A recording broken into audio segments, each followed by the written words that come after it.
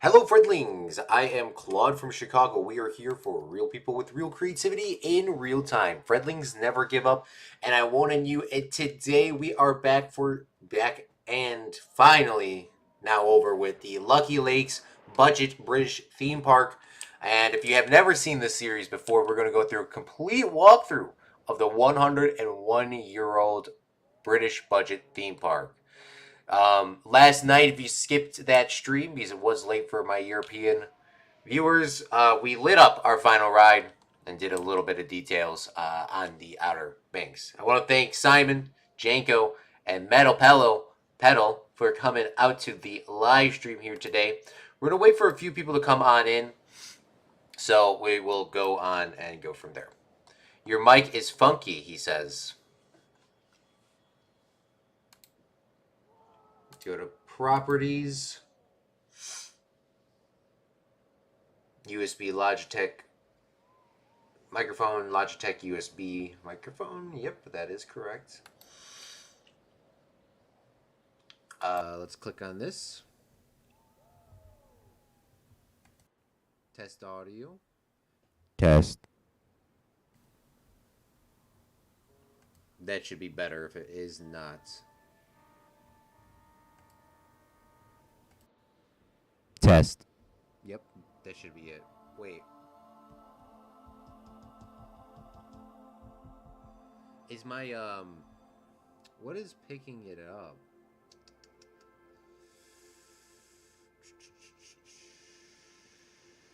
Timestamp. Maybe something's getting looped together. I can hear the funkiness now. Track 1, stream track 1.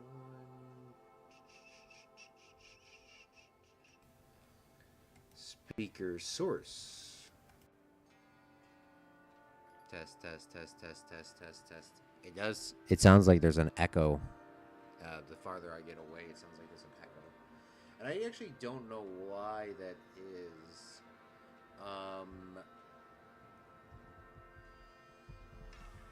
I think it could be microphone tests. Hold on, let me delete my microphone and start it again.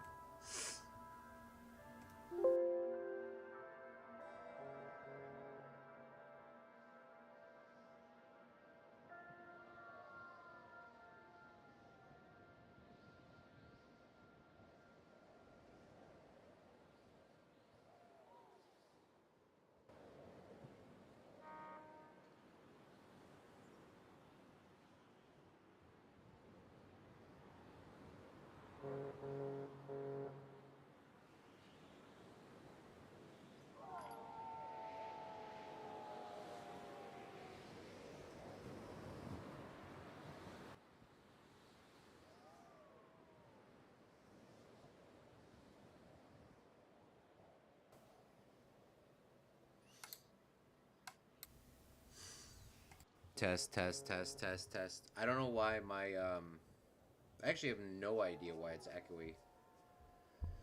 Um Monitor mute output? Is it echoey? Hello Claude. Hello everyone. Hello Liam. Thanks for coming out to the stream.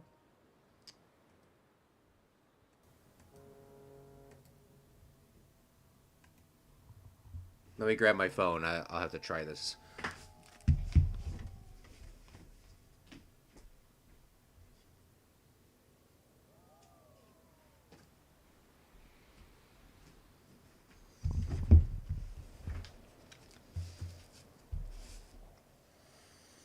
I don't know why it's... Is it echoing for you guys as well?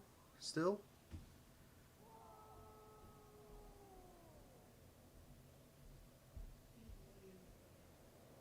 The worst part about streaming on your phone and looking at it is, like, you can't ever see your own live stream. Ever. It's like a pain in the ass to get there. Is it echoing for you guys as well? Still?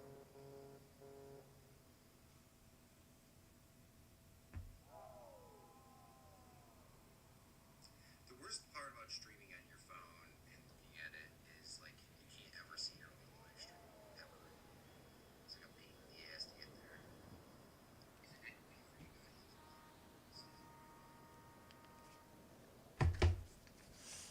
I guess not. It's echoing for other people. It's echoing for myself, but it's not echoing for anybody else. Simon, by the way, I watched that movie last night. I'll talk about that a little bit later, if not next live stream. But I did watch that last night. Okay, I don't know why it's giving a hiss, but hopefully that's not that bad, annoying. Let me turn it down just a little bit. Yeah, I'll get rid of the hiss.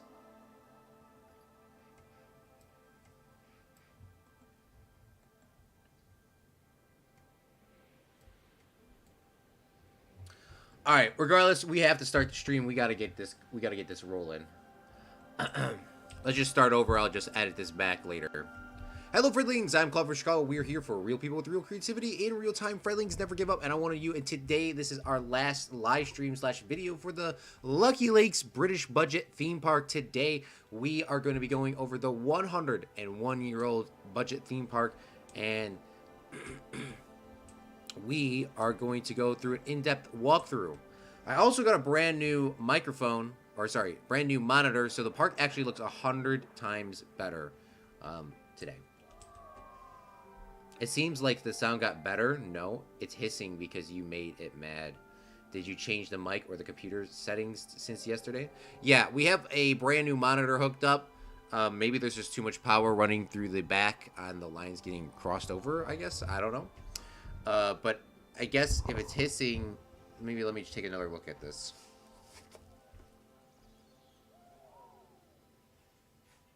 We have a brand new monitor hooked up. Maybe there's just too much power running through the back. The lines getting crossed over, I guess. I don't know. But I guess if it's hissing, maybe let me just take another look at this.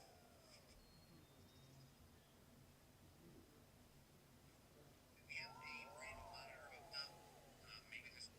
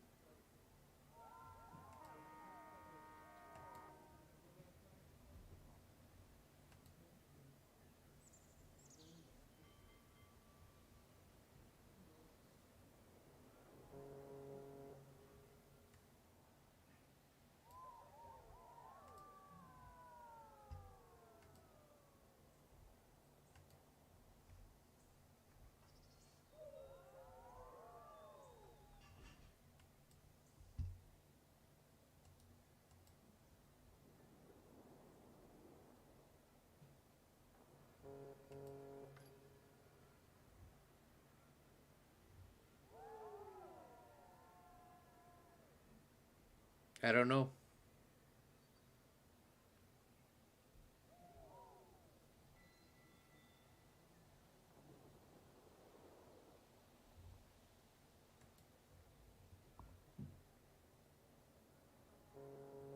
I don't know why it would be hissing.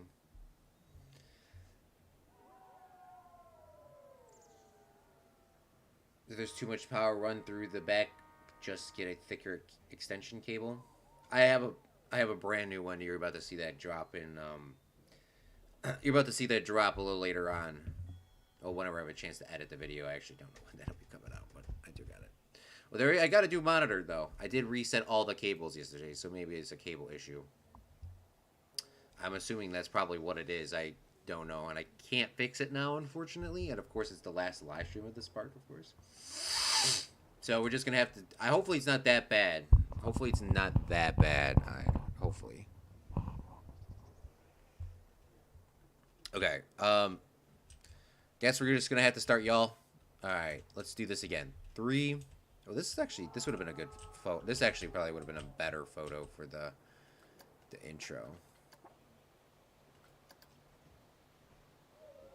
Hello, this would have been a way better photo. By the way, with my new monitor, this park looks like 100 million times better. Just letting y'all know. 3, 2. Hello, Friendlings. I'm Claude from Chicago. We are here for real people with real creativity in real time. Friendlings never give up, and I want on you. And today we are on the last live stream for our British budget theme park. that should be the thumbnail later on, because I actually like this photo a lot better than the one that I had on here before. But today we're going to go through a full walkthrough of our 101-year-old British budget theme park. I want to give a shout out to Niels Bear, Simon, Liam, Metal Pedal for coming out to the stream. I now have 3 monitors set up for my computer. I have my stream chat on the left screen, my main monitor over here, which is the new one, and then on my right screen, which used to be my streams. My main monitor is now my left monitor. My new monitor is my new monitor, and then the preview monitor is now my right monitor. When I turn on my computer, the one monitor doesn't want to turn on for some reason. I got to turn off the monitor 2 or 3 times, and then it turns on. I don't know what that issue is. And then there is a hiss, Simon has pointed out. There's a hiss in the audio, and I don't know why. Of course, this is the last live stream it's doing this. So I do apologize for that, but hopefully it's still enjoyable to watch. If it's not, then I will try to figure out this issue and just re-live stream this another day or make this into a video in the future. We'll see what happens. But we'll go through the unedited version of this walkthrough.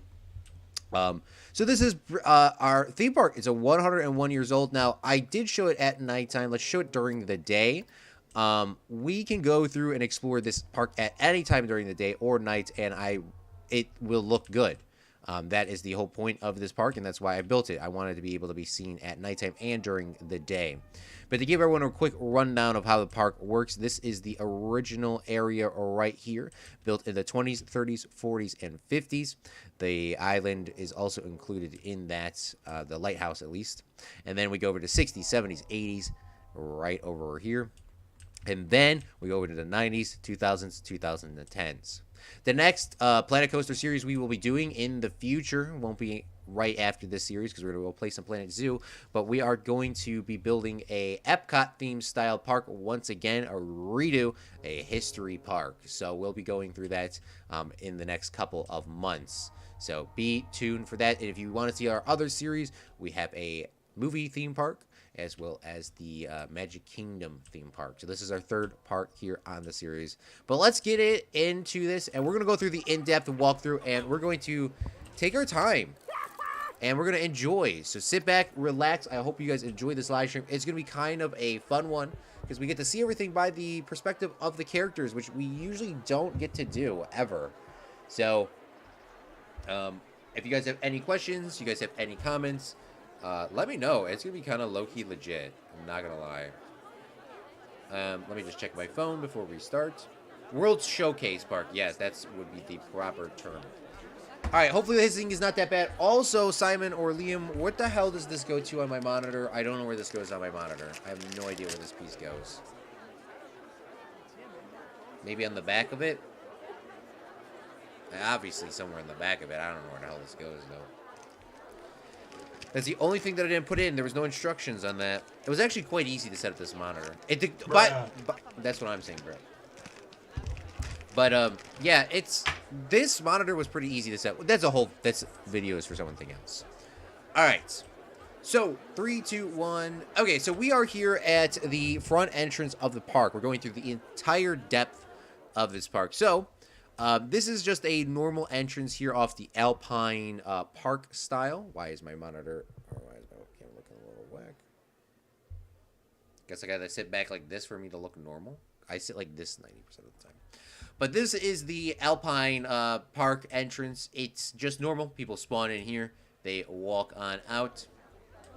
And this is the park. So they kind of come through this tunnel. And then they just can explore the entirety of the world. In here, it's to make your mic not have a hissing sound. By the way, there's cooldowns on all the sound effects. If you did not know, I think there's a 5-minute. It has it written in the stream thing, but I think it's 5 minutes, and then the next one. Oh, you can actually zoom in on Tagicam. If I knew this, I would have taken some way better thumbnails. Not gonna lie. I did not know you could zoom in on Tagicam. Okay, but the park entrance here. So we have our police department here and our fire department having their lights on. It's a little bit easier to see at nighttime. This is, for security and safety reasons, considering it is a theme park. And then there is a parking lot out here for normal cars, handicap parking, bus parking. Don't forget, visit Slovakia. Little big country.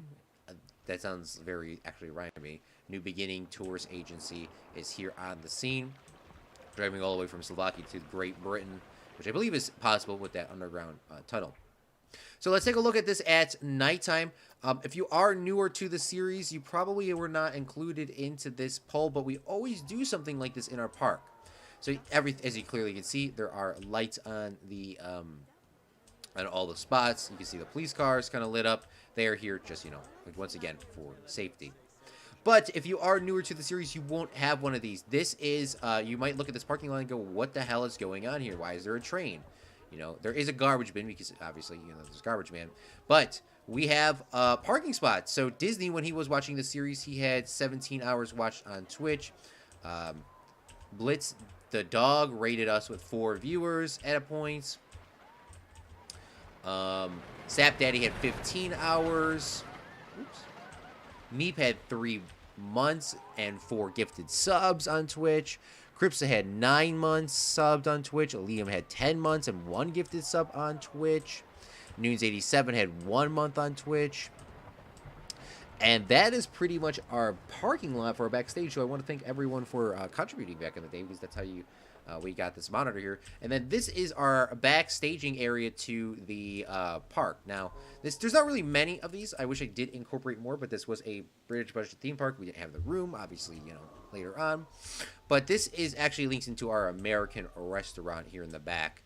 We do have a Cosmic Cow logo with the pink, but this actually does link to our that. And then if we come to the side here, you can actually see the little fence to look into the park, which I didn't even know that it honestly existed, but that's the details that we put in. Now, this is a random building here with no markings on it, and you might be curious, why the hell is there no markings on it? Well, it is a hotel built with the theme park later on. This would have not been built in the original park. This was be a later addition, as you can clearly see by the beautiful cast stone here. But this is Liam Harrison's hotel. If you come on inside, you can look at the beautiful fire, sit here in the lobby, and you can come into Liam's hotel, open 24/7, and you can go into your hotel room and take a look at it at the beautiful park at nighttime. And you can also swim in the pool here and take a nice little look at the area. This would actually be really cool if you've ever been to a theme park or to a if you've ever been to a hotel before where you can go into the lobby. I know not a lot of people go traveling, not as many people do that sort of things, but if you have had the opportunity or go somewhere very late, and you can look, if you could just imagine just sitting, or well, in this case swimming, and looking that this entire place is empty. You see Habibi's lights are turned off, maybe they'll be on a little bit, maybe Simon's lights are on, but the ride's off. It's pretty cool at nighttime. It feels very still and dead, and I'm assuming this would be probably pretty jam-packed up here as well. But people can use the hotel, Liam's hotel. This would have been built a little bit later on in terms of the series. I'm kind of making this up as we go, but the theming of this, I mean, we never gave this a backstory, but I would assume this would have been built with a remodel of this area, which would have been done in the 70s, 80s vibe, based off the sort of newer cast stone. But originally that wouldn't have been built in the park, and while we were doing the live stream, that was actually placed here inside the park, but we actually made the executive decision to turn it on the outside. Let's take a look and see how many people are actually using the hotel. Currently, it is losing us $80 a month. But lifetime gas sales is 270 people, which is actually probably one of the most legit stats in Planet Coaster we've ever seen. Okay, let's continue our walkthrough here. This would have been the original entrances for the park, and we changed up some of, this would have been a newer edition, because these look very symmetrical, very similar. So this would have been a newer addition to the park, maybe also built during this rebuild here. We have ourselves a security checkpoint for Lucky Lakes theme park. Where we have security checkpoint, check your bags, which are actually information desks. And then we had 2 information desks over here, but we shut them down based off no one ever wanting to use them. There's also a staff room back here.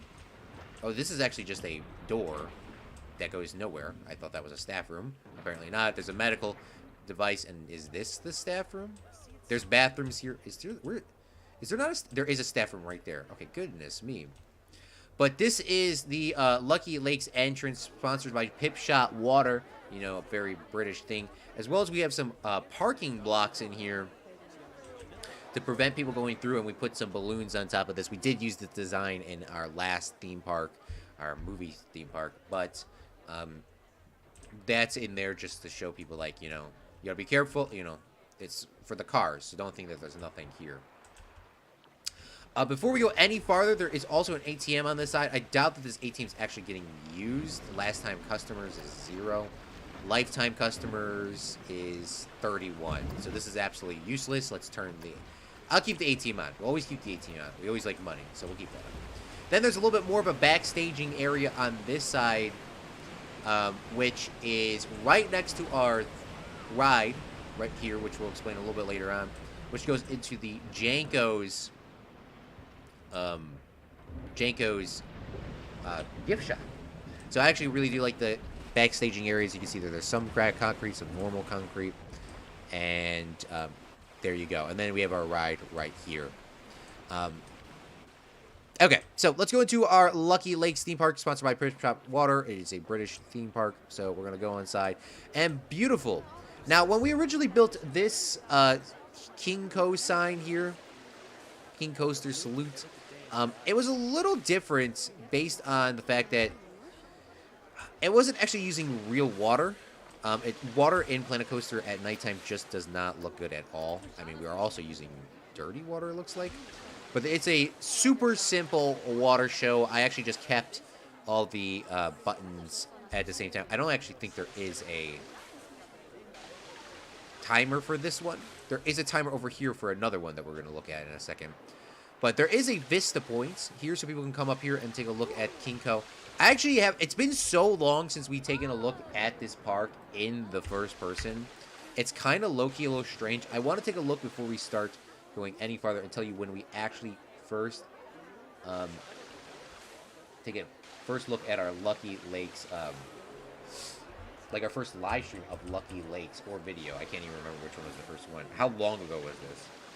The first Lucky Lakes video came out December 2nd, 2021. December 2nd, 2021. And this is when we actually had videos. So if you do go back to the beginning, you can actually see us do a time-lapse video on this. Because we used to live stream on Twitch. Now it's just... And then we made those in the videos. Now it's vice versa. Kind of wish I still did that, but I actually do not have the time and or the budget to pay somebody to edit. But that's what we used to do. Now, this is when we had our Christmas event here at the beginning. So we have Christmas lights over here. We also have a nice car thrown in here, like a British car, just literally thrown in. There's literally no other reason for this. This is a budget theme park. It could be from a movie. It could be a James Bond thing. I don't know. One of those cars that they just throw in there, take some pictures by at the end. Like, there's no... That's how much theming is behind it. There's no purpose behind it. Except for it's like from a movie, or it's just an old... It's probably just an old car. But this would have been a remodel from the original park that would have existed. The pond, nothing here would have been original when this was built. This would have been the 60s or 80s remodel, including that hotel over there for Liam's Hotel. And then we can go into the gift shop, which is, strangely enough, Janko is in chat here. This is Janko's gift shop. We've used this scenery piece a lot. This is actually my scenery piece, which I think you can get onto the... on the workshop. I think I put that up there so you can download that and you can put that in your own park. But it's supposed to have candies, you know, balls, you know, some of those random knickknacks. These are T-shirts, and then books, maybe magazines, whatever you want to do. And then inside here in Alton Towers in the United Kingdom, I've never been. They actually have old ride park pieces that you can buy for purchase sale, and these would have been the original carousel horses on for sale. They probably been like $3,000 or $4,000, so people can buy them and leave. and then one of the original pieces from the park, one of those things. More T-shirts, bells, that sort of thing. Some gems for the kids, some Santa hats, because when we did this, it was Christmas. A bathroom, and then just a momentum. Let's see how this young lady is doing. Last month, she lost us $873. Let's look at lifetime sales. Lifetime sales, we are negative $362,314.17 now in debt. So that actually doesn't make any sense. Why this would even be open, but I'm assuming more people come in here, and there's garbage on the floor. So classic. But I do like Janko's gift shop. It's one of our first gift shops that actually kind of looked kind of legit. And it's lit up at nighttime as well, because I wanted this whole park to be kind of lit up. I guess we'll go in order. I'm not reading a lot of the comments today because we're doing a walkthrough. Kind of want this to be like a standalone video, but I am reading them in my head. So we'll do a quick comment check here. My cough is going to make me throw up one day. I swear it's that bad right now. And yes, I'm sick. Well, bless you. God bless you, Pedal. Hopefully you feel better soon. Simon, I did watch that movie you recommended me last night to do. Liam says, it's Christmas time again. Mariah Carey running up. He said balls. He did. LOL. I'm doing great. I'm feeling pretty okay. I'm doing great now. That's all that matters. We also have a couple more pieces here, even though the actual building stops here. There are flowers and stuff for sale on the side for like a backstage area. This would be like some sort of storage you wouldn't see. And then there's another door here for the guests. Now we're going to go over to Simon's Bar and Lounge. I completely forgot and not going to even attempt to have this name recognized at all.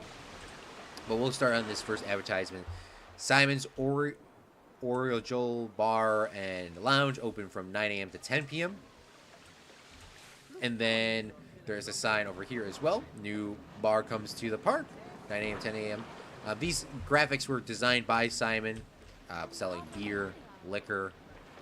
Looks like ice cream in that cup. I don't know what that is. But that is inside of this park. Now, I did say a while ago maybe this would have been like roped off to here. So like you could still come in here and party at nighttime and eat. But I actually think the park would close and this would be just open for the beginning, and then maybe in the morning there would be a rope off here, because I feel like at nighttime they would kind of close this place down. And then we come inside, we can see Simon's Engineering Company. We see some more Slovakian posters in here. Simon Engineering Company since 1956. So you have Penske, Nosha, Mosha, Osha. Oh my goodness, I forgot Nosha. Completely forgot about that.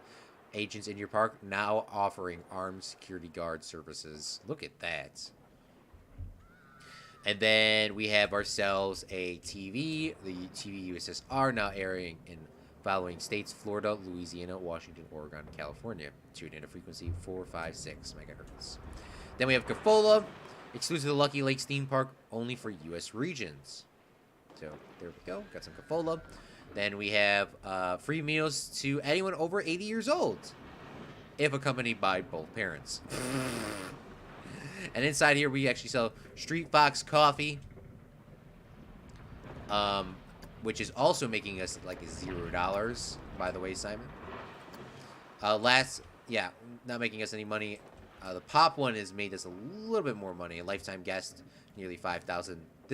Coffee. We actually have more people buying coffee than Pop. I would have never assumed, because we're supposed to be selling beer. And then there is a little outside section here where guests can sit down. I don't know where my bench went, so I'm going to add a bench here. I don't know how I got deleted. Somehow it got deleted.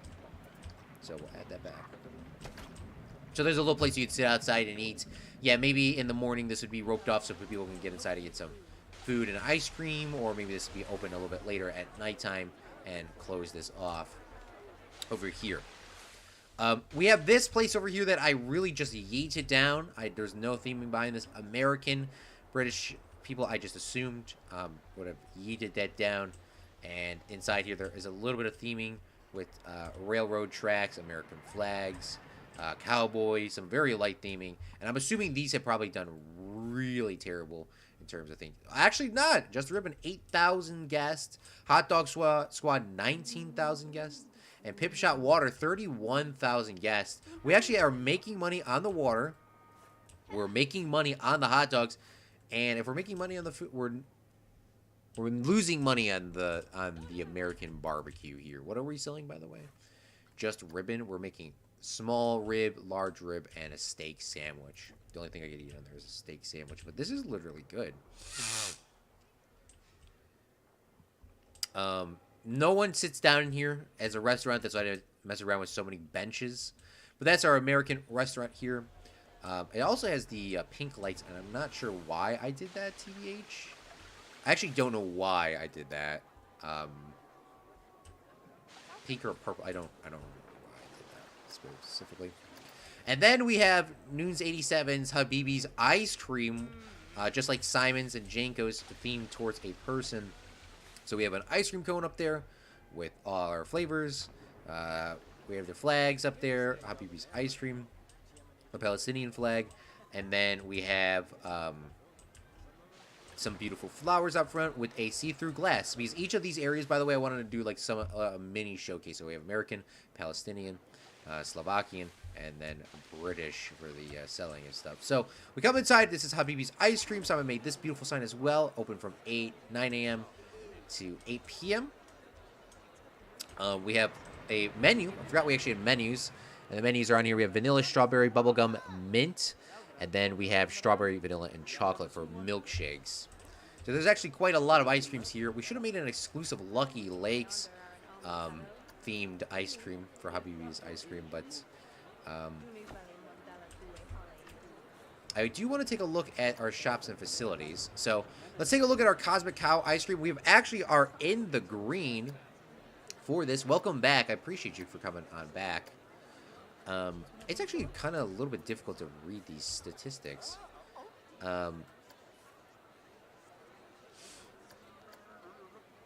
Lifetime profit 14. Okay, here we go. 24,483 guests. We are in the profit about 14,000. And then over here at our Cosmic Milkshake, we are Wait, hold on. Maybe I'm reading these backwards.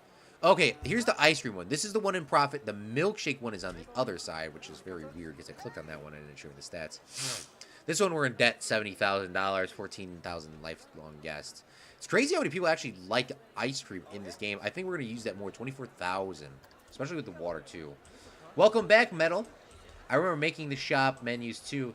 They were a good pain to make. Yeah, I appreciate you, Dan. We'll take a look at it one more time. Simon has spent a lot of time and dedication in this park for these details. So this is Habibi's Ice Cream. We have a custom little table here that we made with signs, just to give it a white top, and then some seats, and then some candy tables over here as well. But it has see-through glass, so you can kind of look through. It's Habibi's Ice Cream. It was also festive time, as you clearly see, like the Christmas lights on these buildings during the middle of November. It's almost been a whole year. But yeah, so that's Habibi's Ice Cream.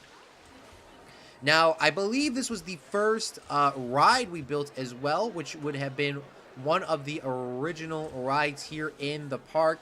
This would have been probably, if not the first, this would have been the first ride if it wasn't the first, or one of the original set. This is Habibi's Wheel.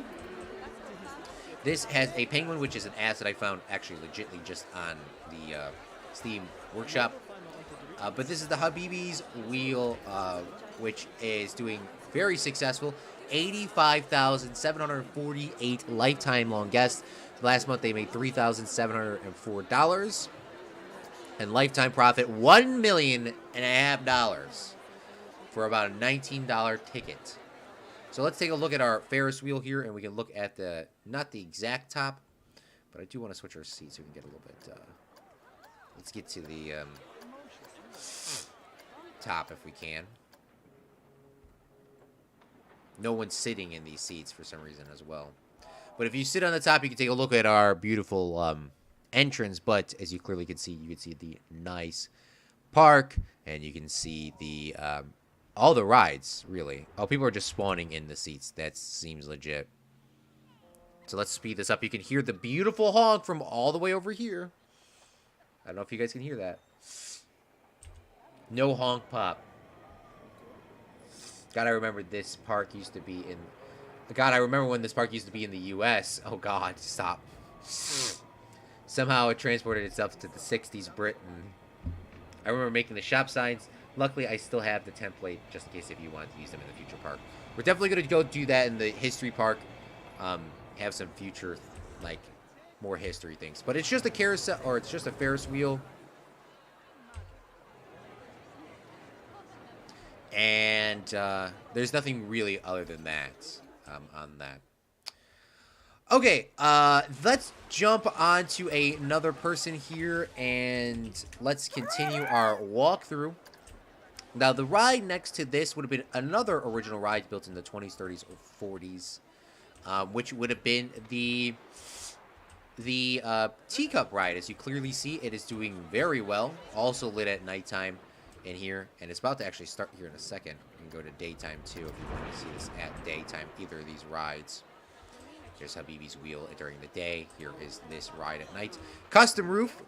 Used the lady designers technique of building circle roofs, and there's actually a little hole in the middle which would be filled with glass so that nothing could ruin our ride. But we'll go back to nighttime and look at this ride. This ride here, lifetime profit $92,000. We're not really making a ton of money off this ride. 52,000 guests on here. A lot of money still, but to make up for some of those losses that we're having, I don't know if it is. It is a basic teacup ride. It is pretty long, so the lifelong guests aren't going to be super high, but it is in the profit. That is all that matters. And this would have been one of the original rides here in the park as well. We spent a lot of time working on the details, as you clearly see. Custom fence, custom flowers. There is a nice little entrance here to get on inside. And then the exit is right over here, where you go right to Simon's Bar right after. We also have custom fencing being done over here. There's a lot of custom fencing. And before we forget Habibi's wheel, there is a beautiful flower bed here. You can take a picture right by if you wanted to. Moving forward, I gotta find the little switch here. I had this on yesterday, but I forgot to save it. Let's go to continuous activation. We usually don't have this running because it was quite a lag fest. But this would have been the main attraction ride other than the Ferris wheel, Habibi's wheel, because that's obviously a rebranded name, the Ferris wheel in the park.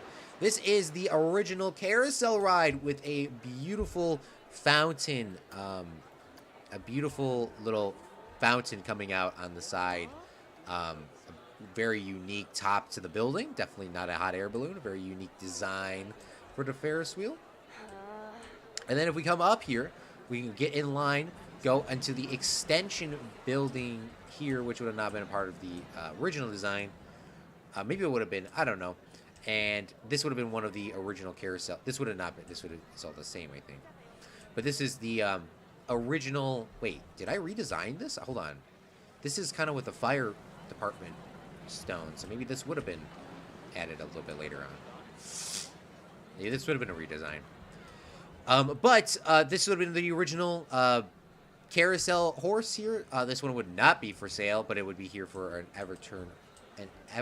ever reminder that it exists. Then inside here you have the carousel. I actually have not ridden this carousel, I don't think ever, with the walls built around it. And then let's take a look at the carousel statistics. It has made us lifelong guests 82,000 guests. Lifetime profits $2,200,000. And it looks like the ride just ended as well.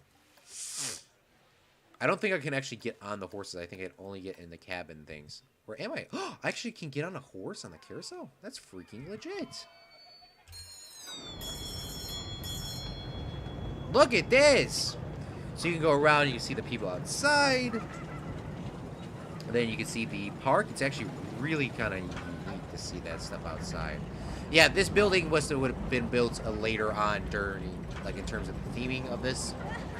Because this would have been filled with air conditioning and the original one would have been sort of sitting outside. Crimson, thank you so much for coming out to the live stream. Thank you so much for going through the original rides here. This would have been one of the original rides as well.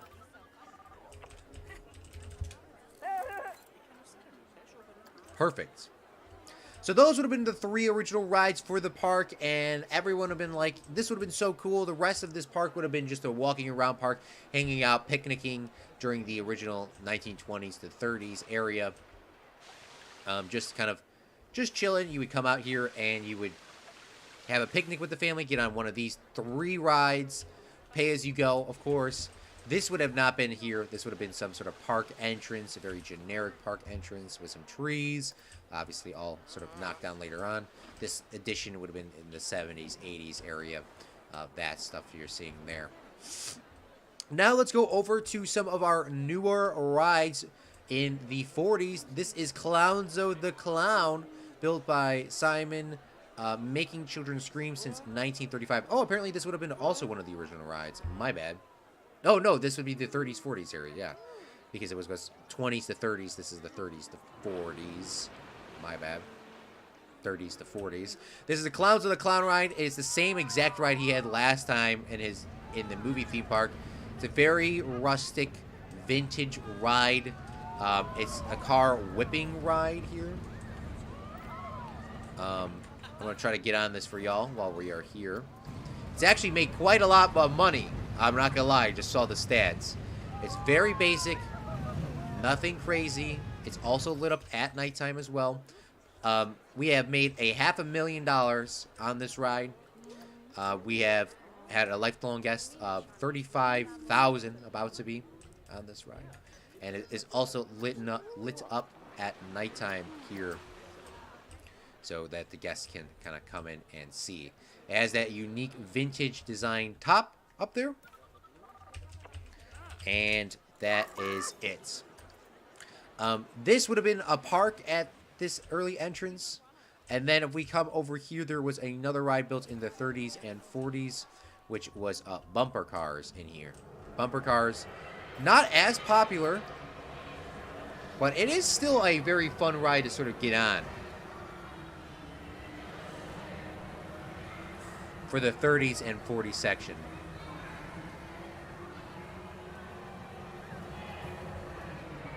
As you can clearly see, both of these buildings designed, they are unique, by the way, that's for the record. They are unique tops, but they are,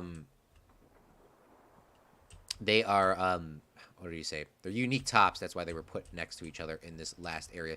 This would have been a tree and eating destination. This would have been tree eating destination. This would have been a tree eating destination. In just 1 second, one of those are not. But let's go into Teji Cam again. So now we're going to kind of time progress. So we're going to kind of do this so it's not as weird. This is a park down here. It is a custom park with like no lights on it. So let's look at this during the day. There's an ATM out here and a Vista Point, and the only reason why I have these here is for people to go to actually walk over here and use it. I think that's probably where some of these people are going, TBH. They're using restrooms. These people are using riverboat cruise. But this pathway would have originally existed in the original park. This boat is from one of our retired boats from our cool little boat ride over here. Throw it in here so that the kids can play on it. And there's some park benches so you can kind of sit down and eat. So this would have been a part of the original park as well. Not the children play area. That would have been a later addition. So that's the 35s, 40s. But in the 40s, we would have had this ride built within the 35s to 40s. The Big Baroness ride. There is a hour queue in this place here. Oh, I didn't even look. How much do the bumper cars make us in sales before we go? I forget that. Oh, you know what? I guess we could look at the dock, too, while we're here. I guess the dock would have been built right around this time as well, right? It would have been a part of the original park, I think, honestly.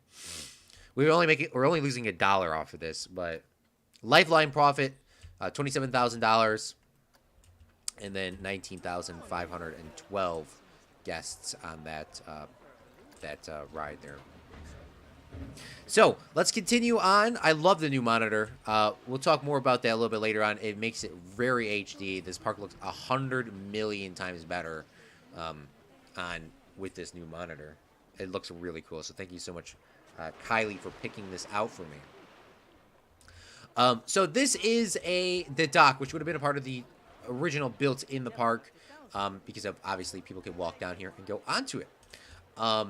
There is a sign by Noons87 here. Simon came up with a name. I think the original Noons87 came up with the idea, and then I think Simon said make it a sign, and now it's here. No running on the dock. So you're not supposed to run on the dock. And all of these pieces here are not mine. These pieces are found on the workshop if you type in Midway Games, I believe. I think there is a link in the description for the video that we did this on, so you can actually download them and play. But there's skee ball, there is the water shooters, there is the play thing, the ring things, toss the rings, and then down the clown or down the skull in this edition. But this would have been a part of the what's it called? This would have been a part of the real original area. Those games would have been there. That's all what would have been on here. Then a couple restaurants and a bathroom. I doubt that there would be a bathroom on this bridge because there probably would have not been plumbing back in the day. And then a little restaurant here on the back and here too. I don't even know if this restaurant is open anymore. It is. I don't think there has been very many people that have come through this area at all. TBH.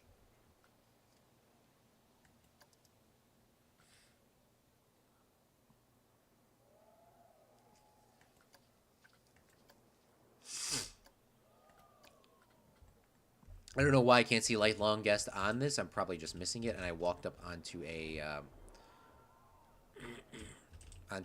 thing, so I can't get off. But no one has came here in the last month. But this would have been a part of the original dock experience. And I guess while we are over here, we'll go into first person and take a look at this. So, if we come through this dock area, this would have been one of the later additions while we're over here, because we're probably not going to walk back over here. This is another Ferris wheel, a absolute huge one. It is been an absolute L of a ride. Actually, you know what? No, there's been more people coming to this ride than went to that restaurant, at least. Nearly 1,000 guests. Apparently, the scenery is not high. The queue scenery is not high, but this would have been a later addition for this Ferris wheel, built in the 70s and or 80s because of how large it is and how it looks. There is the swinging cabins as well as normal cabins, which I hope to get on. But you can take a nice view. Okay, apparently this is not a normal one.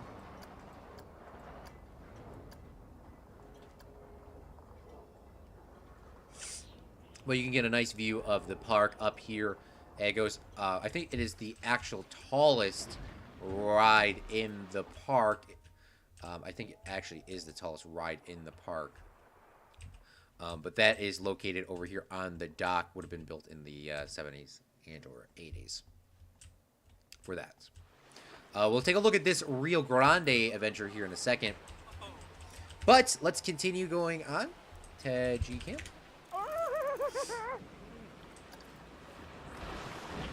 Let's go over to the Big Baroness. This Big Baroness ride would have been the first roller coaster built to the Lucky Lakes Park after it being very successful with its first original 3 rides, and then the later addition of those flat rides. This would have been built between the 30s and 40s. It is the Baroness, later named the Big Baroness. You come on inside here. There's a little fast pass queue that cuts you a little bit out of the line. I don't know if anybody is going to use that real quickly, but it is a sort of Western style American themed ride. It's a Woody coaster. I'm sorry, British themed ride. Not why do I keep saying American? There's little details up here with barrels and sort of that Western style vibe. And it is a wooden coaster. And with my luck being correct, it should be a night ride with all the details. So we're going to wait for this coaster to come around. And we're going to get on our first coaster, but before we do that, we are going to take a look at the statistics here. This coaster has had a lifelong guest rate of 94,000 guests have came on this ride, and it has made a total of $460,000 on this ride. This would have been the first roller coaster built here, a Woody coaster here in Lucky Lakes theme park, and one of the, I mean, honestly, if you look at it, one of the only coasters, if you really think about it too. So we get on this wooden coaster themed as the the Great Britain flag. It goes up and around, and we're gonna get a quick autosave, and then we go down. Look at this! Go underground or underneath that track, go into a little bunny hill on the back end, going a little bit of a banking, get a little bit of airtime on another bunny hill, another bunny hill,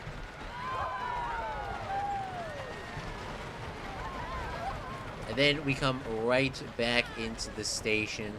Very classic wooden coaster ride, built very commonly in the 40s and or 30s, 40s, and 50s. Technically, it goes up, it wraps as closely together, and it sticks together while doing the coaster. Nothing really unique. Trying to stick together to use some of these support beams to keep it going.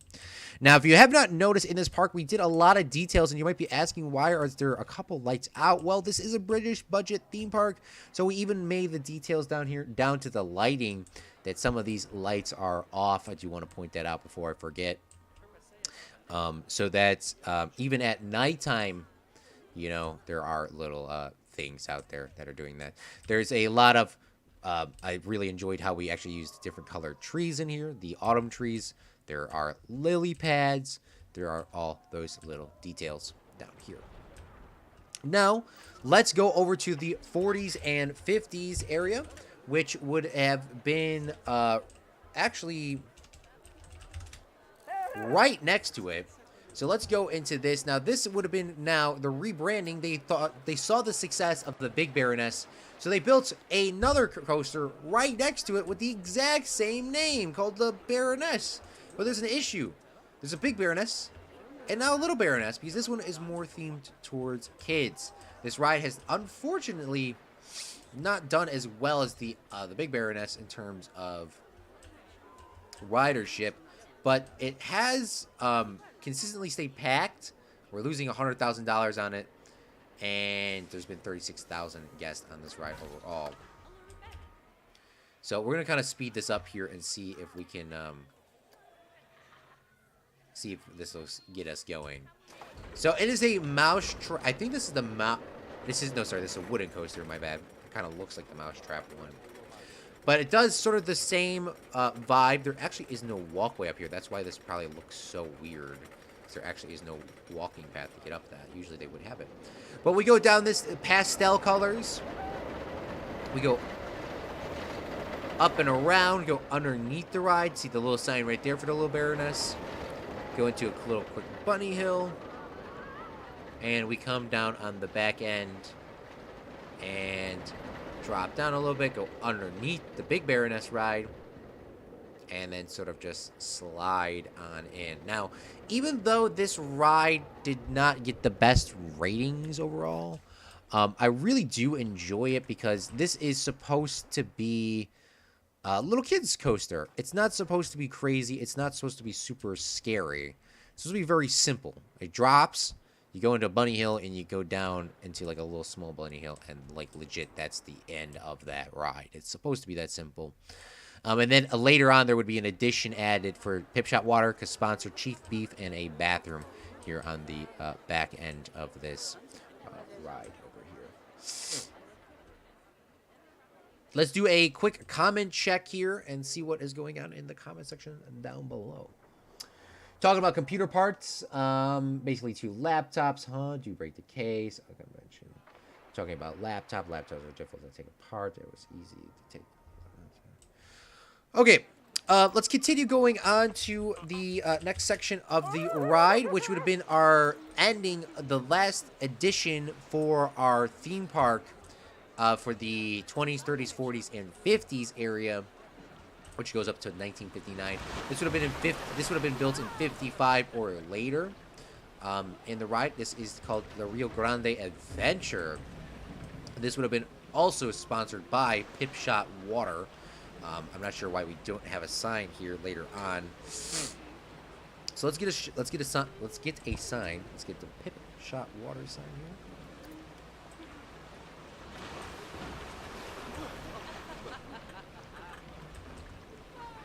Bloop, bloop.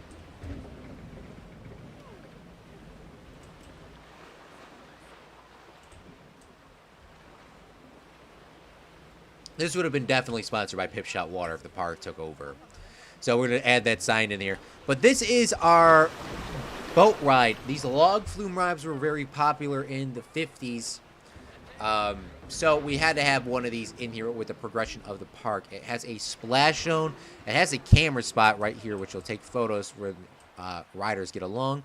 And it is the first themed ride here in the park with an actual theme. Going off of that Mexico sort of vibe, that Aztec vibe. We have a little sign over here, Meep made. This ride was sponsored by the big contractors who donated wooden logs in order to aid the development of the Rio Grande Adventure. And that is the ride there. But it is a splash zone. People do get wet. People actually do enjoy that. It's completely themed with a nice jungle vibe here with all the jungle parts. You can come up and above. You can look down on in. There's another splash zone right here. We'll have to wait for a boat to come around.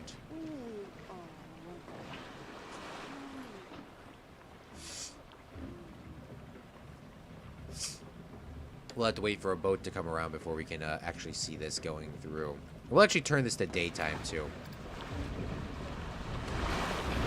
Splash zone right here with a little plane crash. It's a hint at Disney's Adventure, the Jungle Cruise ride.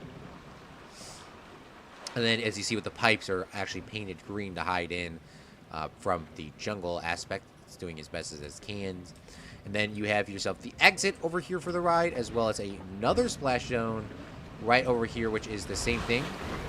Boom, look at how wet you would get. Imagine coming across this waiting in line, just getting splashed with water over and over and over again. There's a nice waiting area, and then there is a short cut here for the priority pass. It's not that much for the priority pass, but it is enough of a cut that would save you some time. And then we can get onto the boat ride. We'll ride this boat ride twice, once during the day and once at nighttime. But before we get on that, let's take a look at our stats. 57,000 people have jumped on this ride, and we have made a negative profit of negative $5,705. If we jump up this to $10 a ride, maybe that will slowly tick up. But you know, we're ending the series here, so I guess we'll leave it at $9 so no one changes it up.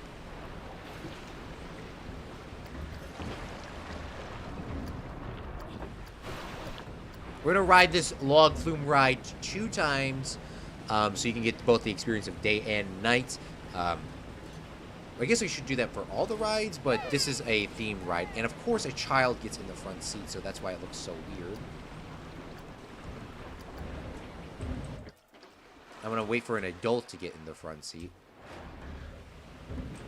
That should be this ride right here.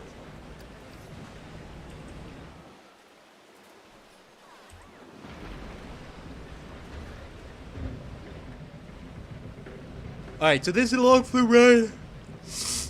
You see the park entrance over here. You can see the queue. You can see the nice Ferris wheel. And then we go into a little basin because we have to for some reason. There's a camera right here taking your photo. And there's a lot of like splashing in this ride. I mean, it's a log flume ride. If you're not expecting to get wet, why the hell are you getting on this ride, huh? Boom! Look at that. And then we go into another little section of the ride that I was unable to show you in person. As you see, there's a alligator up here. Sort of that Indiana Jones sort of vibe. And then our final section, it like launches you up here, that lift hill. That's definitely not realistic, but you know, it'd be like that in the game. And then we drop down and boom, splash on here. There's an alligator that jumps out the water. And then there's a nice little Aztec castle here. So this has been the absolute first themed ride in the park that actually had like a legit solid theme. So now let's ride this ride at nighttime so you can get the full night experience here.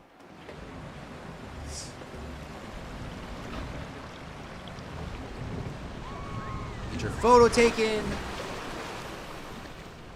You see the nice trees, the cool little temple guy. You see the nice Aztec thing over there, the fire. And then you see the nice, you know, flames on these things over here. And then we'll go up this lift hill. You see the nice Aztec temple, and then I don't think you'll be able to see the alligator jump. Oh, you can. Wow, crazy. And that is the end for the Rio Grande adventure.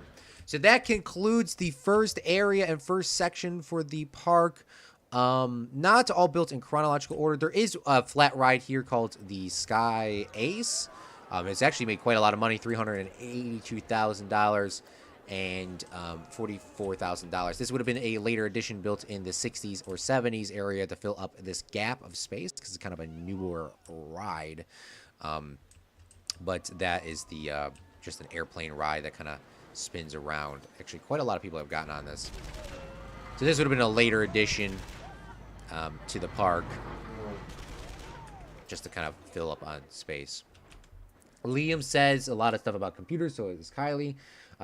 Should I get Claude a TX for Disney World? Would he go? I don't even know what that is. I don't get wet on those rides, but I like those types of rides, though. What? How do you not get wet on a boat ride? Goodness me. I guess you're built different. Also, I forgot on the dock there is a later edition for a ride around the park, which would have been built in the 60s. So you can actually get a nice view to get over to this area here. So you can actually get a ride and then you can go around this. So you should go with this section next. So this is kind of really built out of order. Not gonna lie, this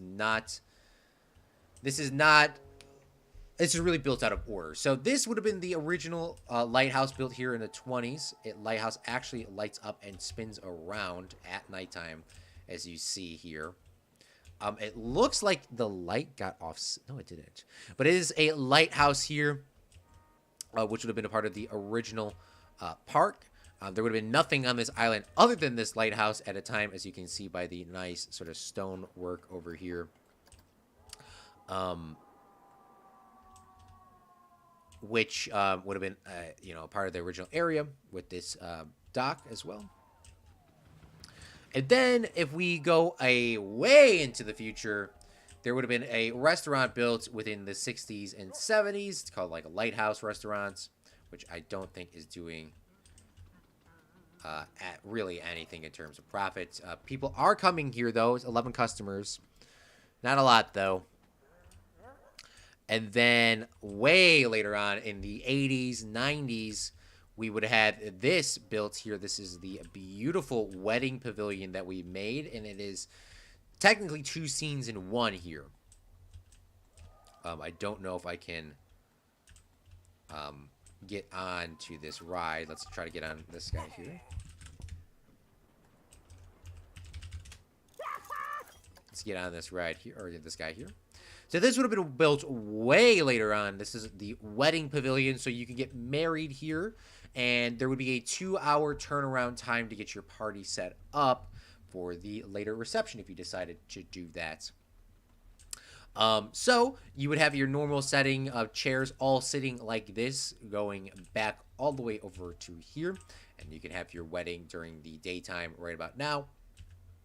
And then you can get married over here. Not the greatest in terms of lighting, TBH, but the people that built this were not lighting experts. They were money capitalists. So you would have very silhouetted wedding photographs here, honestly. This would not be a great area to get married at 11 o'clock, so maybe you should get married at 12 noon or later, TBH. And then you would be able to when you have your 2-hour break for the party turnaround time, maybe an hour in some cases, you would have all these circle tables all the way up into here, so you can sit outside and eat. Now, this is an outdoor wedding, so you're going to have to play with the weather, huh? And then over here, there are some additional seats on the outside. This bathroom is horrendous because our guy is not coming over here to clean this. I don't know if it's a part of the management for this area, so let's take a look at the staff roster. Staff rosters. We have hidden food. Lighthouse. Lighthouse is for facilities. Is this a part of the facility? I guess it is not. So now he should be over there to clean that. So thankfully we figured that out. But if we continue going on and talking about this, we have a little bar here as well as a bathroom as well as a storage area for tables. So you can. This is exactly how the storage area looked at my old workplace and exactly how we stacked the chairs up and exactly how we stacked up the tables. Not specifically in this direct order, but it looked pretty similar to this. And they have these gates here so you can close them during the party and open them for the party. But there's a bar as well as a seating and chair area. And then let's take a look at the wedding pavilion at nighttime. We actually spent a lot of time for the lighting in this area. It looks absolutely beautiful. And if I had the money to get married at a budget theme park, I would definitely get married at this one over here. And you get a nice view. And then this could be the dance floor. With the wood is the dance floor. And then you could have tables around that. But it's very, very nice. I really liked how this turned out. Now we're going to time jump once again. This would have been more of like a park and a bench area. Once the Queen of England died, we actually dedicated this area. But this itself would have been here. More of a park. It was a royal commemorative park, but it was redesigned for the Queen. When the Queen passed away recently, we dedicated a proportion of this area here. Now, these would have been real guards only for the wedding, but other than that, they could be statues. These would be statues. Maybe there would be one real guard. Maybe they're all statues. I don't know. We're kind of going as the flow, but there should be statues. And then we have a little commemorative plaque here for the Queen. This monument was erected on Sunday, the 11th of September, in remembrance for the Queen Elizabeth II, a woman who worked for the interests of the common people until the very day she dies. May she now find peace. Made that sign, and this would have been a little hedge made sort of get relaxing away. Would have been dedicated to the royal family, and then when the Queen died, they put the crown ferns in here for her memory of the bushes, and then that would be remembered for her. So just sort of a little bit of a historical piece inside of this park. And then there is a boat exits here. Now, we haven't looked at the boat exits too much. Not really the most coolest thing ever. There's actually a lot more things in this park because I didn't really think the stream would be going on this long. But we did have some issues. When you can see, it looks really sort of nice out. But before we go any farther, let's take a look at our boat ride, and then we'll get on this. 40,000 guests getting on this. Lifelong profits of... We're losing money on this. Hopefully we can get onto this boat. But there is a lot of boats in this park.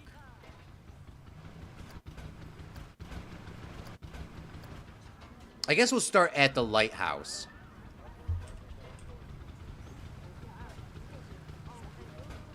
So the boat goes around this area.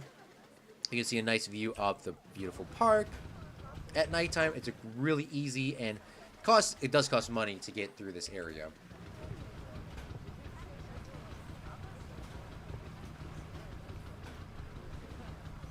But the boat ride sort of, goes around the park, takes a look at all this stuff, and that light that keeps coming in is actually another boat behind us. You see the lighthouse. And then you can see the newer entrance, and it kind of takes a little hook to get over here. Okay, so let's continue on with our park adventures. We have 2 of the areas done. Now, let's get back into the person here, and let's get into this. Tetchy can. Tickets. You would put the family you do not like outside in the weather. You put you put the family members you do not like in the weather. Yeah, you know they play it by ear, right? You know, they're those kind of people. They play it by ear and see if Yo, God, oh man. All right. Why did my webcam get so messed up? I just touched it very lightly and now it's all janky.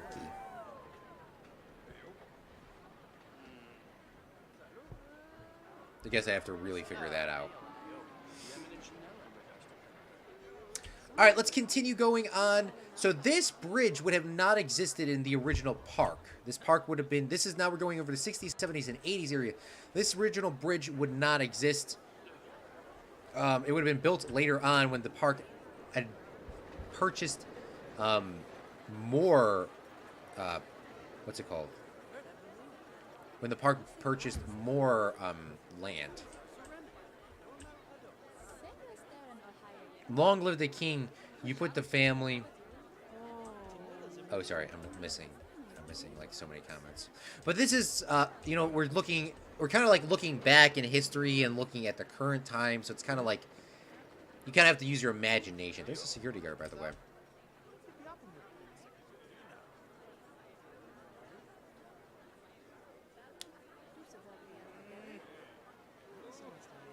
It actually looks really nice. But this would have not existed originally when this was built. It would have been just trees. And then, obviously, these coasters. Look at this. Look how nice this looks, Liam. Oh, my goodness. But let's continue going on. I don't know if I want to we'll ride all the rides, I guess, while we're here. This is the Charoplane Super Ride, 21,000 guests. It was actually doing very bad. And Meep turned it around for us, now making us $87,000 on this ride. Would have been one of the first rides built, or the original 3 that would have been built here with this area. This is supposed to be a themed area for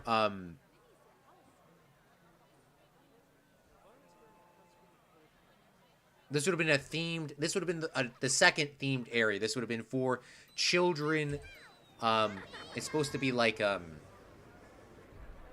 what's it called? Like a little Disney World, because Disney World started doing really well.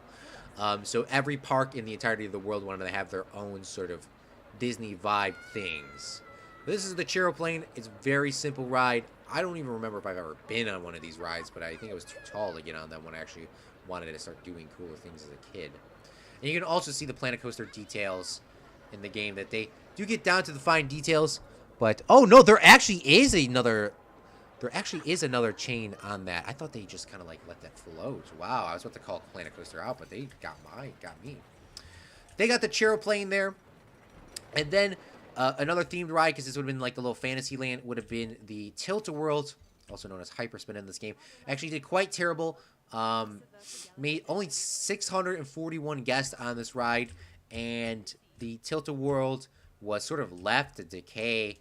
You have garbage here from some of the plants, some graffiti on here as well. These lights would be off realistically, but I can't turn the lights off on the ride.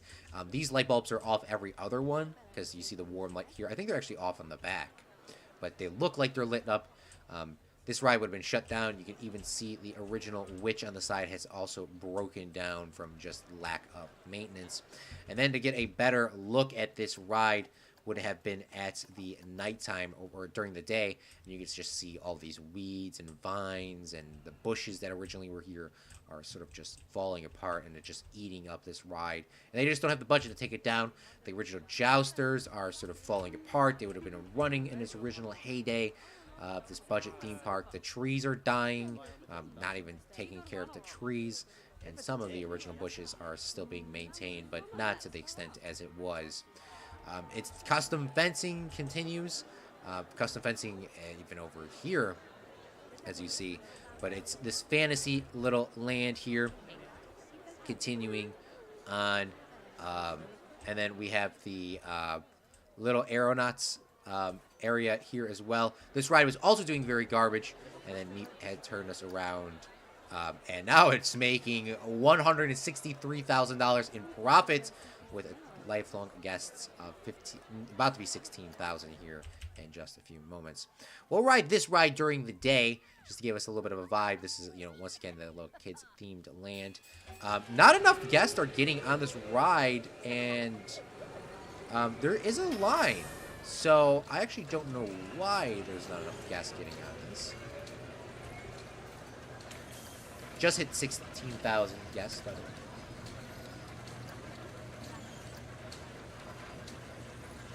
This looks very scary, low-key, not gonna lie. This is at normal speed, by the way. Oh, yeah, there's a lot of people sitting in line for this. Let's change some of these stats. Because this ride takes a while for people to get on. I want this to be 3/4 load. Minimum waiting time, 60 seconds. Maximum waiting time, like, let's do 120. That should get more people on this ride. Also over here, Meep has made a sign for the foreclosed ride saying, "Dear guest of Lucky Lakes, this ride will be closed for the foreseeable future due to high maintenance costs." And this guy wouldn't be there, but for the game, we have to kind of keep him there. So that would have been the original 3 areas here built in the 60s. Now, in the 70s, we would have the addition and the completion. Well, yeah. No, this would also have been here, this food court. It's a food court here with Tree Fox Coffee, Gulpy Soda, Pip Shot Water, Chief Bee Pizza Pen, and Sugar Emporium, which actually did terribly. And then there is a bathroom, a staff room, a ATM, and a medical facility all in here for the guests. This would have been the second part. And I forgot to comment on this area back over here.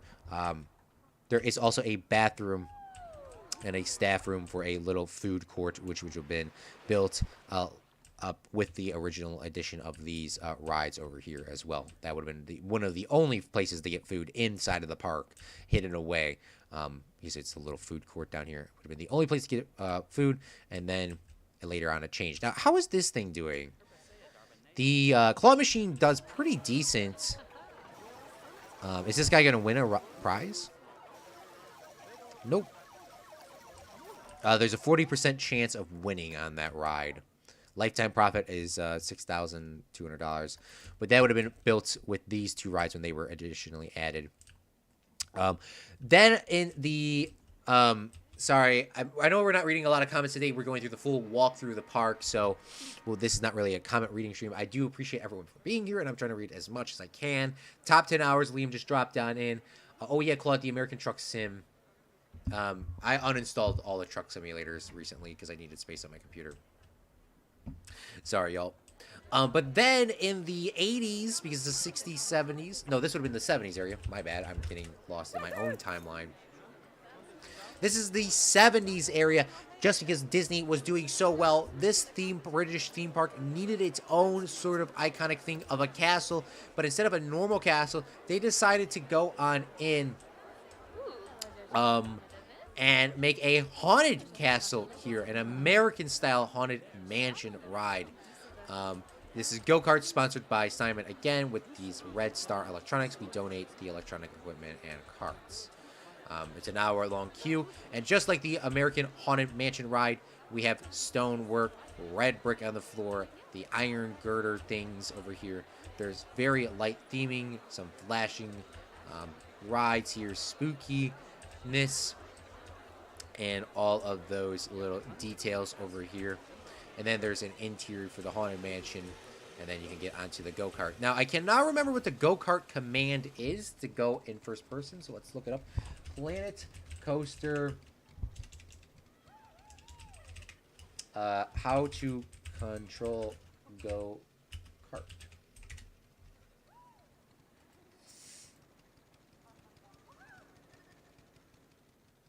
You then want to make sure that your camera is in the guest view. Press RB to hide panels.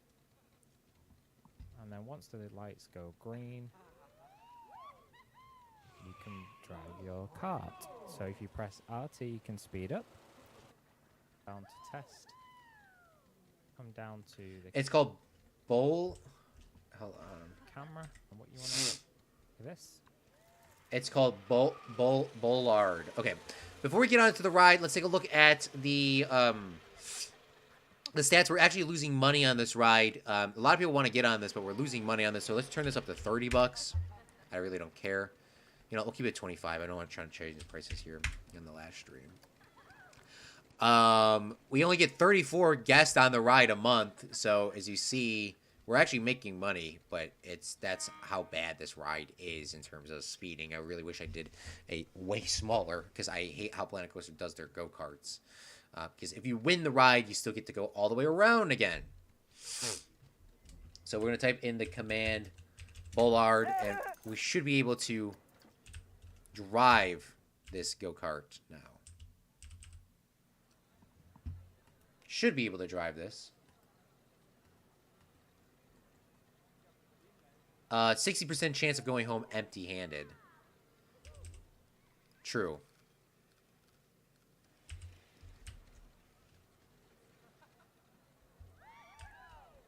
Let's see if we can drive this. We can't drive this. Okay, perfect. We're driving the go-kart. But this is our go-kart ride. We're actually driving this, which is awesome. But it goes around over here. Oh, we're going to get an autosave real quick. It goes around, goes under. Oh, no, we spun out.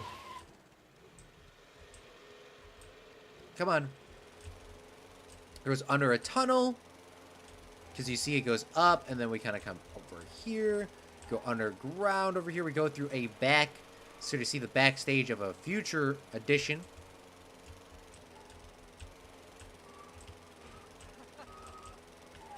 We come through the side. Don't spin out. Don't spin out. Don't spin out. And then we go on a back stretch of a go-kart ride over here. And you can see a little chicane. You're supposed to be kind of like going back and forth. The game just said you're doing that. I was literally holding straight. The game automatically makes you do that, apparently. I just was holding straight, and it just said, nah, fam, you're crashing. And then you're done. And now the only way for the game to end is... See, look at it. You would think when you get inside here it would be the end of it, but when you win, you just keep going around. But that's the go-kart ride over here. All custom lighting through that. That would have been the 70s edition. Now, the final last editions that they would have done also in the 70s here. Oops.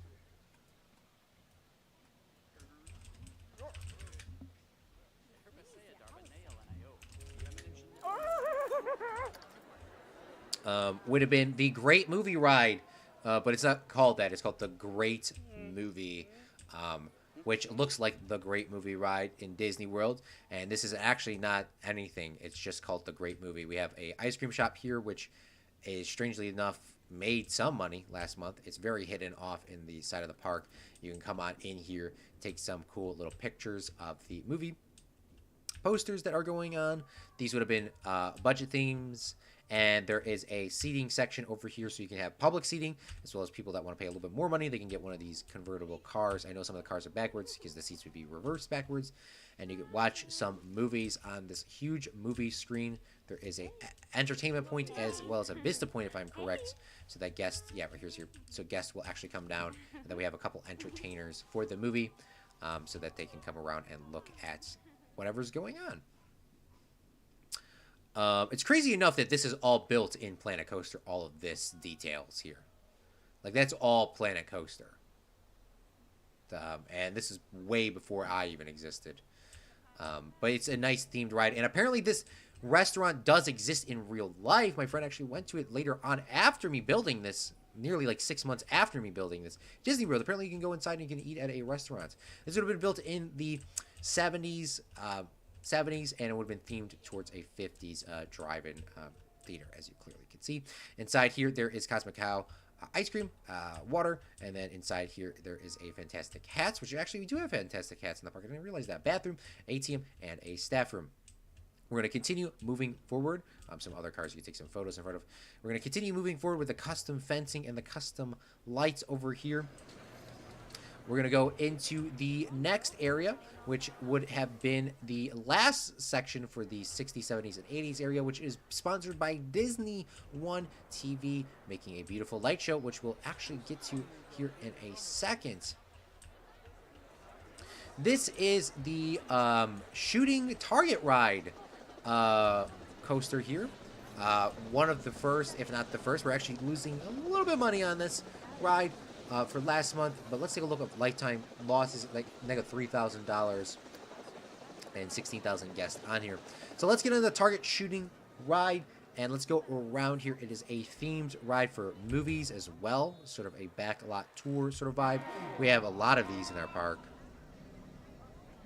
And I don't know what my high score was, but I'm actually pretty bad at this now that I think about it. But it goes through a movie Vietnam area style, where you can see the backstage over there. Go through that sort of vibe and thing. We go through the space sort of vibe, and we should be going into our backlot tour now. It actually looks nice now that we have these coasters and stuff in the background.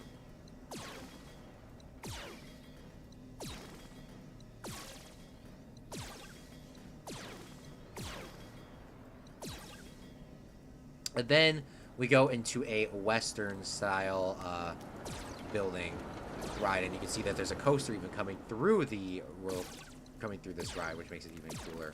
I was about to have a heart attack if I never hit that one. But this is the shooting ride sponsored by Disney One TV, which would have been the last area for this park. So thank you so much for Disney One TV for that. Before we go any farther, we are going to listen to the light show that Disney One TV created for this. Now, this, we're actually going to have to tuck underground for the showing of this. And then we're going to go into our final area here. But this was a light show made by Disney One TV for our park. So thank you so much for Disney. Let's watch this. Merry Christmas and happy holidays. We should definitely have a party. It's really not in the budget this time. Ho, ho, go!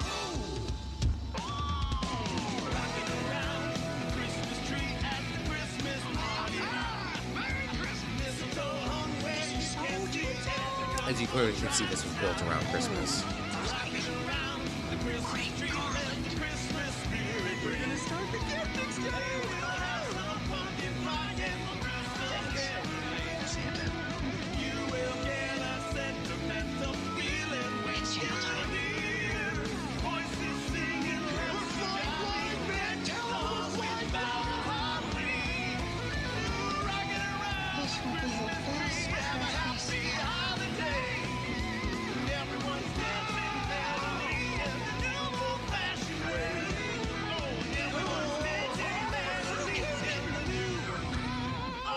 Jingle bam! Jingle bam! Jingle bam! Oh, yeah! Come on, come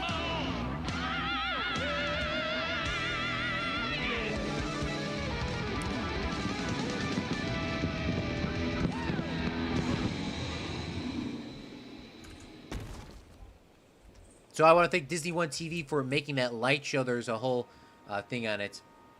But let's continue going on to our final section here in the budget theme park. This would have been the 60s, or sorry, the 90s, 2000, 2010 area. This is, wow, that actually looked really cool. I'm not gonna lie. I have never seen it like that. But this is the final section of the park. You're entering the honk zone. So these don't have really a particular order on how they were built entirely. This food area would have been built first, I guess, technically. There's the Cosmic Hats, or the Fantastic Hats, and the little gift shop in here. This is a big hub, so there's a bathroom, ATM, as well as a medical facility. And then there is foods on the side: Cosmic Cow, Pizza Pen, Hot Dog Squad, Cheap Street Fox Coffee, Gulpy, soda, and Pip Shot water. There is a honk ride here, which is called the Power Honk, is what we renamed it to. It was originally called the 360 ride. And you're entering the honk zone, so we're gonna turn this on, and we're going So you see, it's making 3,500 guests, and lifelong profits is $50,000 here, so we can get onto the ride. Let's wait for the honk. I'm sure we'll hear the honk like 10 million times after, of course. There it is. So you actually get a nice view of the park. You probably can smell all the really good food here.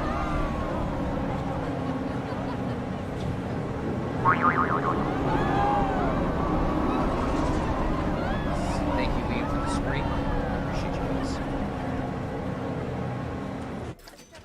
guys. But that is the honk ride, the power honk. Let's continue moving forward here. This is where the custom fences stop because our game is starting to lag. Not that bad. So I will take that back. It's not lagging that bad. I actually do want to see this coaster come through here one more time. You can see it coming through on that side, but I want to see it like go through here because that was kind of cool. That was the whole point of me doing that. It's just wrapping up on that back end over there.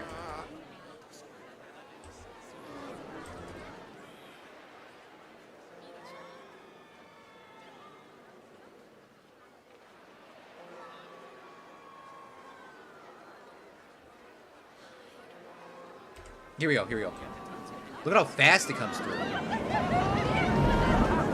Look at that. That's so cool. There's also a little food court on the back end, so you can see some of these coasters that are going on. You just got to hear the honk the whole time.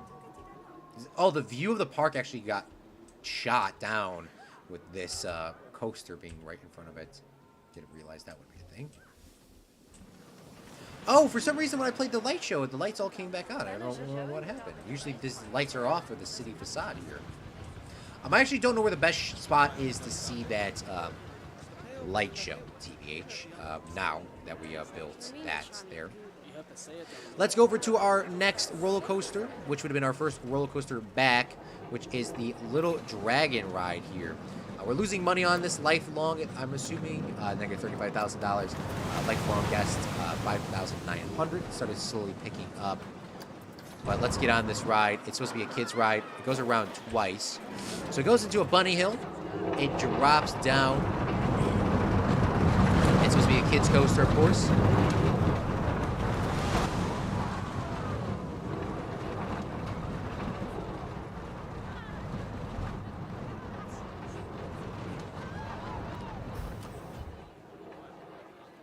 And then that is pretty much the end of that ride there. Let's continue moving forward. We're going to go over to our Minecraft ride, which is supposed to be a hidden mine train ride. It follows the same exact style of our Baroness ride in terms of theming, but it is a what's it called? A mine train ride. So let's get on this. Hopefully we can get onto the right coaster without showing you it all. I know Meep said we needed a dark theme ride. This would be our closest thing to a dark theme ride. Guests are getting off and on. This would go a little faster if we had the guests get exit on one side and get on the other. It's a very high mine train ride. The first mine train ride I've ever built. And now with the other coasters around, it makes it actually look pretty cool. So on the left-hand side, you can see the beautiful mining town down here. With all the little details going down into a mine shaft. Coming on out. Seeing a little miner's town here. And we had our photo-taking station. Going through another mine shaft. And then going into a deep cavernous mine down here. Going into a bunny hill, and we're waiting because it is a split track thing. So we sit up here and wait, and that was actually a pretty cool view. So we get to take a look at some of the parts while we have another mine shaft load. Drops into another thing. We kind of go through this ride, the shooting target ride, and then it sort of ends here. Once the ride is over, guests can get off the ride. I'm going to try to steal one of these guests once they get off the ride. Let's click on Clara.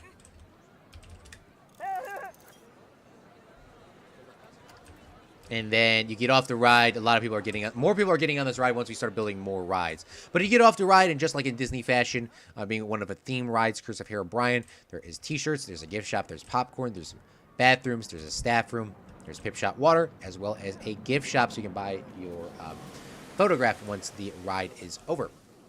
Let's continue moving forward to our last couple rides here. The space ride and the food ride would have been lastly built, but we're going to go with the 2000s here, the Pioneer Power. This ride, unfortunately, is not doing very good. 1,022 people getting on this ride. Negative 33,000 guests on this ride overall. But it is a battery ride sponsored by Simon, once again. So we'll speed this up, and hopefully somebody can get on this ride so we can get this to launch here. We're going to just have to not be picky and just wait for... Even if it is a kid, we'll just have to wait for it to get on. But it is the Pioneer Power, sponsored by Simon. We'll take a look at the thing. Thank you so much, Simon. Speaking of, for the beautiful bra redeemed. So it is. This was made by Meep. Maybe I should have a better lift hill. Maybe that's why it's kind of boring. Like, look at how boring it is going on this lift hill.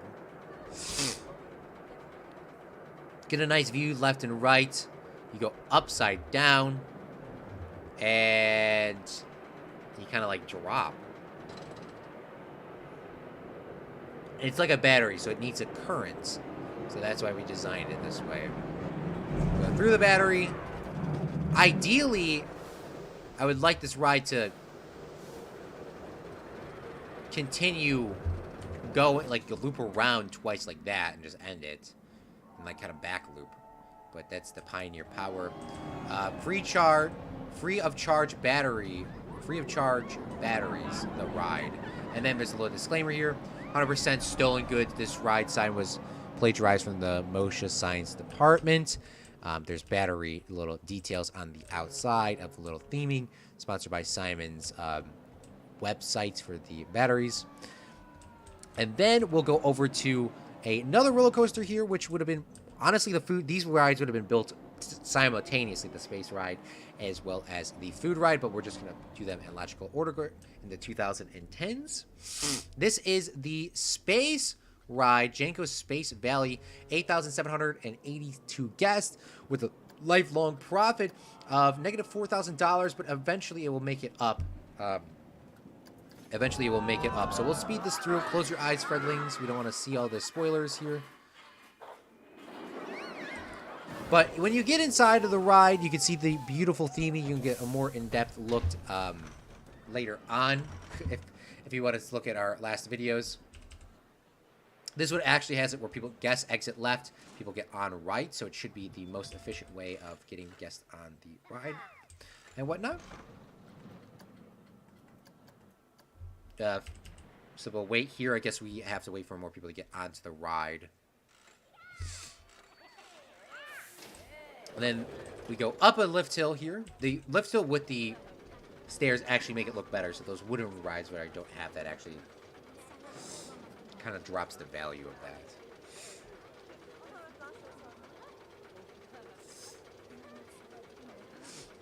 But not for this ride. So this is supposed to be a space ride with some nuclear waste and that sort of thing. I know Simon came up with some cool pillar thing ideas that we could have done. Just did not have the time to do that. This is an inversion coaster, the first inversion coaster that I built other than that last one, like an actual coaster. Going through a nuclear radiation field, going upside down and around, going underneath, getting whipped around. This is a very high intense ride. Going through a nuclear valley. Gonna get whipped around one more time. Go through a cave. Liam suggested that cave. And then you kind of end the ride there. It gets all the way down to the details of having its own little spaceship, nuclear radiation, some broken down parts on the side, which are supposed to be a part of the theming of the ride. And when you come on inside, you can see some statues, and you can see some beautiful robots and that sort of thing, as well as the only animatronic in this area with a lady checking, which is also the fast pass area, checking to make sure that no one messes with the animatronic. And then we have our final coaster here. which is the food fight. We built this the other day. It is we're going to pause it here. We'll look at this ride. We have 5,214 guests have gotten on this ride with a lifetime profit of $8,693.34. It is a food fight ride. It's sort of like the Willy Wonka ride, but it's not the exact same thing. Willy Wonka ride, just turning the style. So there's food all over the ground. It's a food fight battle. So you can get in line here with the cattle pens, or you can take one of the fast pass ways out. Both of these have perfect statistics on the rides, which is one of the first times I've actually done that here with Excitement, Fear, and Nausea, as well as the Space Ride, the same thing. Liam's asking where are some of the aliens inside of the park. There is one alien here, and then there's another alien right there as well. They're just statues. They should be animatronics, but we don't have the money for them to run. So is it a space ride or a Fallout ride then? Both. It's both of them. But with this being a food fight ride, we have ourselves details all over the park of food fighting, I guess, humans. There's a tank running over a macaron. There's also a ice cream attacking a tank over here, and then there is food attacking a tank over here with some candies as well. So once you get through the theming of the ride here, you can jump on in, and you can go to nighttime, and then we can get on to this beautiful coaster here, the last coaster of the British budget theme park, Lucky Lakes Park. It's actually kind of sad coming to the end here, but I want to take a look at this with you guys. The last coaster here, food fight. There's some guns, and it's a launch coaster ride, so we're going to launch right on off, going above the park, going around, autosave, going through Simon's ride, going through a little food fight, going through the ribs, going through hoagies, sandwiches, Subways, and everything, and the Blimpies, going upside down,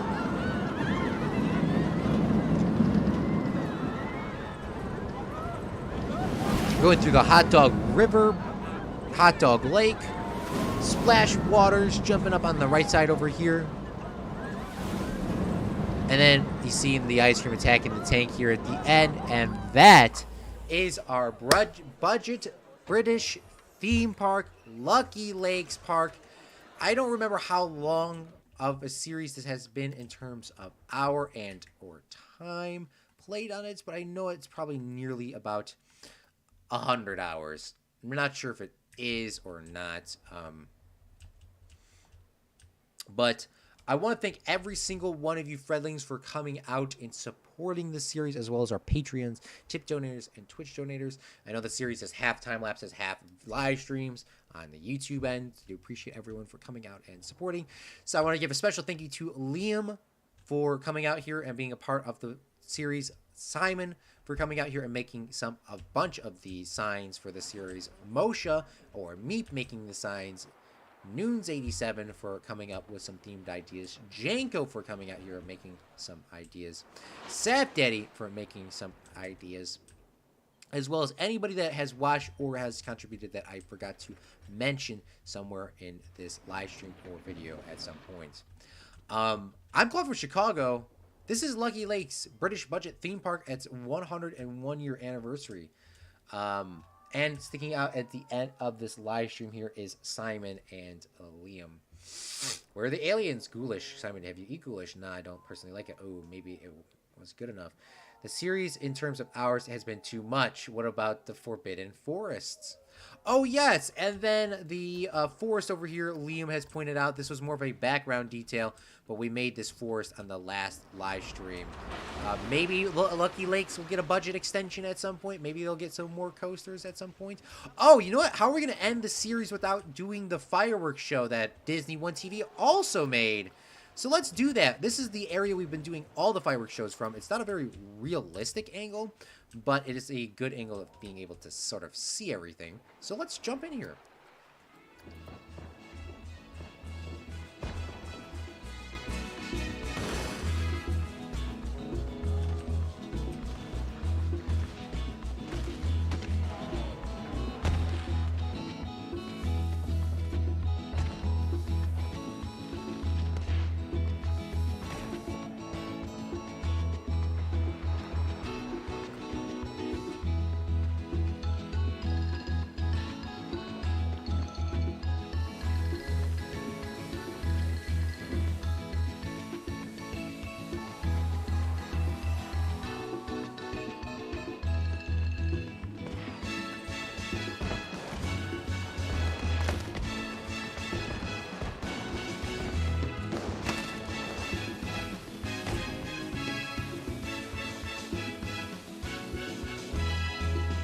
And the lights, by the way, are going on in the background as well. That's incorporated that detail too.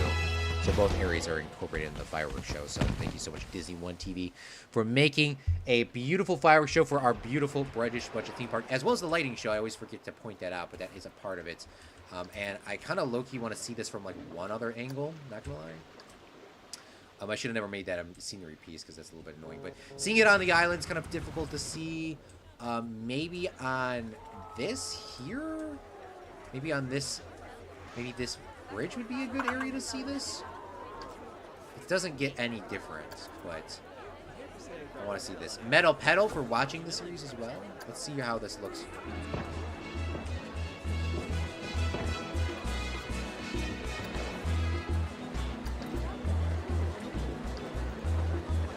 So you can kind of see, like, there's a good view from, like, everywhere. Because we always just watch it from that one angle, by the way.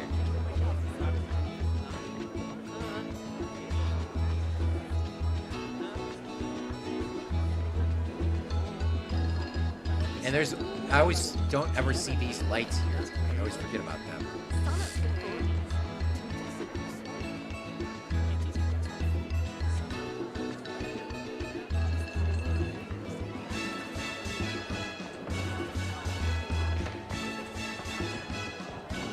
It looks actually way better at this angle, I'm not gonna lie. I'm actually kind of happy that they switched this up a little bit. There's lights on this thing that we always forget about, and then there should be the lights on this over here.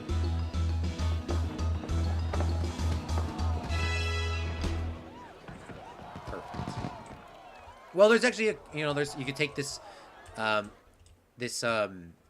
and you could place that anywhere in the park. So let me do my wrap up and conclusion. So this will be posted onto the workshop by the end of... This will be posted on the workshop within the next couple weeks. I don't want to say by the end of today. So if you want to come through here and take a look at it, I will have a link in the description when it is in the workshop. So if you want to download this, play on this park, change it up, do whatever you want on here, you can definitely do that. But we'll have that all concluded together there.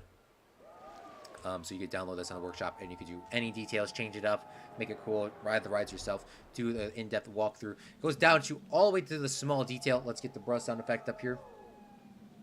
Bruh. And then you could do whatever you want. So I want to thank you so much, Fredlings, for coming out and enjoying this series. Liam has said it was a great way to encompass a year of progression. Yes, if you want to do it in times, it was 11 months spent on this park. We did take a couple month hiatus here and there.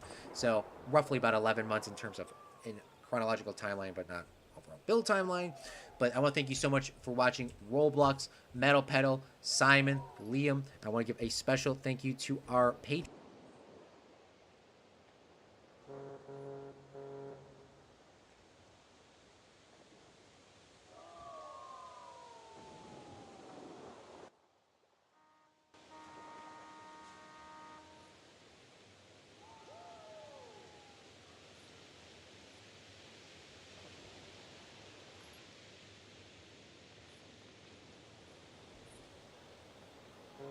I don't know if my microphone was working or not on those things, but I want to give a special thank you to our Twitch subscribers, Patreon, and our tip donators. I got to mess around with my stream settings. There's a lot of stuff that is not working properly for some reason or another. Thank you so much for coming out to the live stream. Thank you, Simon, for pointing out the cutout moment. I don't know what's going on, so I guess I got to make that a global thing. I don't know what happened there.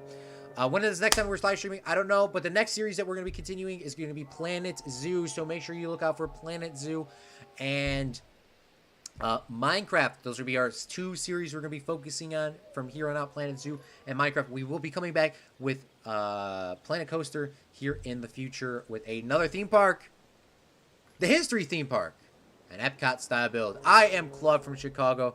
Thank you so much for dealing with me today and my audio issues. I will see Fredlings on our live stream or video here to come. I'm Claude from Chicago. And remember, a real Fredling makes their own luck. And thank you for the monitors. This park looks way better. I'm happy I got to put the monitor in to see the final version of this park because of Kylie. So thank you so much, Kylie, for pointing that out here. And we'll see you next time. Bye!